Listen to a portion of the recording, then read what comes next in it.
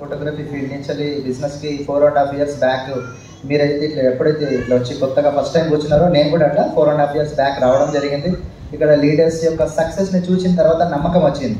Yes, ఈ business లో నిజంగానే కార్ తీసుకోవచ్చు, నిజంగానే ఇంత పెద్ద ఇన్కమ్ తీసుకోవచ్చు అని చెప్పి నాకు అర్థమైంది. పని చేసుకుంటూ వెళ్ళాను. సీనియర్స్ యొక్క అడుగుజాడల్లో వాళ్ళు చెప్పినటువంటి విషయాలను ఫాలో అవుతూ వెళ్ళి ఈ రోజు కంపెనీలో హైయెస్ట్ లెవెల్కి రీచ్ కావడం జరిగింది.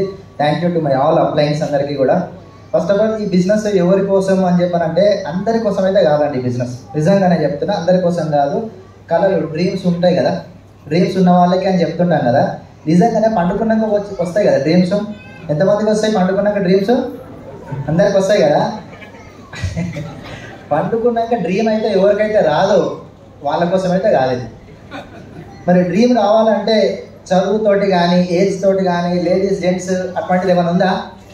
ఏం లేదు. పండుకుంటే ప్రతి ఒక్కరికి కళలు వస్తాయి. కళలు ఉండే ప్రతి ఒక్కరికి, ఆ కళలు కానీ ఈ కళలు కానీ ఏ కళలు ఉన్నా సరే వాళ్ళందరికీ బిజినెస్ అనేది చేయవచ్చు. అదే క్వాలిఫికేషన్. మాకైతే అట్లా చాలా డ్రీమ్స్ ఉండే. ఇట్లా మెర్సిడీస్ బెంజ్ తీసుకోవాలని చెప్పి చాలా చాలా డ్రీమ్ ఉండే.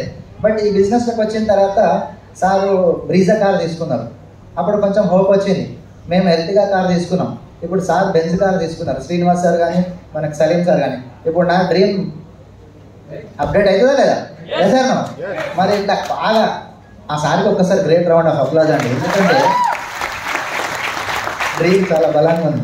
అయితే ఇట్లా డ్రీమ్ పెట్టుకొని నేను ఒక్కసారి ఏంటంటే చరణ్ సార్ దగ్గరకు పోయినా. నేను ఫోటోగ్రాఫర్ కదా, సార్ ఫోటోలు తీసి ఒక పెండోలు వేసుకొని వాళ్ళ ఇంటికి వెళ్ళినప్పుడు అంత గందరగోళం ఉంది. సార్ డ్రీమ్ ఫుల్ఫిల్ అవుతుందని మీరు చెప్తారు, నేను చెప్తే ఎవరు ఇంటలేరు అని సార్ అని చెప్పాను. అంటే సార్ ఏం చెప్పినారంటే ఇక్కడ రా అని చెప్పి తీసుకెళ్ళి, వాళ్ళు చాలా హైట్ ఉంటుంది బిల్డింగ్ అపార్ట్మెంట్ మీద, తీసుకెళ్ళి అక్కడ ఏం జరుగుతుంది చూడు అని చెప్పాను. అది ఒక కన్స్ట్రక్షన్ జరుగుతున్న పెద్ద అపార్ట్మెంట్ ఉంది. కన్స్ట్రక్షన్ జరుగుతున్నప్పుడు ఎట్లా ఉంటుంది? అక్కడ సీపులు వారేసి ఉన్నాయి, ఇటు సిమెంట్ బాస్తాలు, వాటి ఇటుకలు కంకర గింకర అంతున్నది.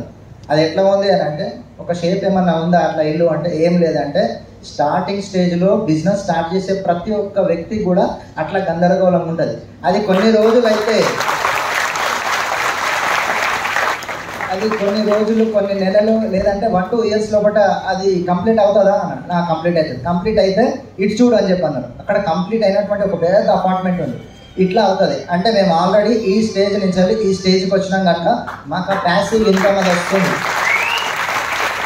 ఇప్పుడు ప్రస్తుతం స్టార్టింగ్ స్టేజ్లో ఉన్న నీవు అట్లాంటి స్టేజ్లో ఉన్నారు. అది కంప్లీట్ అవుతుంది. అప్పుడే నీకు బిజినెస్ యొక్క గొప్పతనం అర్థమవుతుంది అని చెప్తే ఇంకా మళ్ళీ వెనకకి తిరిగి చూడలేదు, ఎటువంటి డౌట్స్ రాలేదు.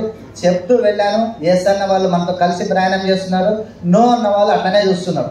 మనం భయపడాల్సిన అవసరం లేదు. గట్టిగా ఒకసారి నేను 1, 2, 3 అని చెప్తాను, నో అని చెప్పంటారా? 1, 2, 3